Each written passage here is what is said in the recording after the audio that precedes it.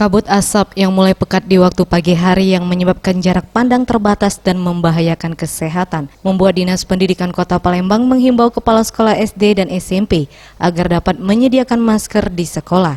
Kepala Dinas Pendidikan Kota Palembang Ahmad Zulinto menghimbau para siswa dan guru menggunakan masker di pagi hari.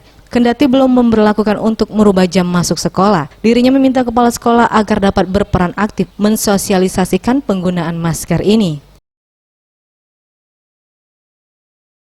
Jadi kita menyesuaikan. Kalau memang kabut asap ini sudah membuat anak-anak kita tidak nyaman, ada 3 yang harus kita lakukan. Sekarang kami masih menghimbau semua harus pakai masker. Nah, yang kedua, ini kami akan geser jam. Mungkin kalau memang pagi itu kabut, jam 8 kita bisa masukkan. Kalau kan memang kabut ini sudah tidak bersahabat lagi, betul-betul sudah mengganggu, maka akan kami rumahkan. Tapi sampai hari ini kondisi masih cukup baik, hanya saja anak-anak sudah kita minta supaya guru-guru menyampaikan untuk pakai masker.